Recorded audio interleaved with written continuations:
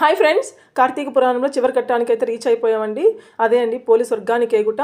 So దాని ప్రకారం కార్తీక పురాణంలో మనకు కథ ఉంటుంది. ఆ కథ చదివితే మనకు అర్థమవుతుంది ఎందుకు దీపాలను వదలాలి, ఎందుకు ఇలా చేయాలి అనేది అన్నీ అర్థమవుతాయి. ఈ కార్తీక మాసంలో మనం అయితే దీపదానాలు, స్వయం పాకాలు, అర్చనలు, అభిషేకాలు ఏవైతే చేసామో అవన్నీ ఒక ఎత్తు. ఈ రోజు దీపాన్ని ఇలా వదలడం ఇంకొక ఎత్తు. సో అది తరతరాలుగా వస్తుంది, అందరికీ తెలిసిన విషయమే. దానికోసమని మేము కపిల్ తీర్థం వెళ్ళిపోయామండి అర్లీ మార్నింగే. సో ఆ ఫ్లో ఎక్కువ ఉంటే జనరల్గా జనాలను అలో చేయరనమాట, ఏమన్నా జరగడానికి జరుగుతుందనేసి. సో పోలీసు వాళ్ళు ఎంత కంట్రోల్ చేస్తున్నా మన లేడీస్ అయితే వినట్లేదు.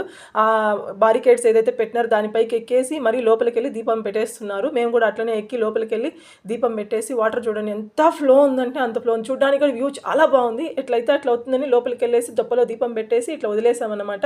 టెంకాయ కొట్టుకొని అర్చన చేయించుకొని వచ్చేసాము. యాక్చువల్గా అయితే అభిషేకం జరుగుతుంది శివాలయంలో, అలో చేయట్లేదు దర్శనానికి.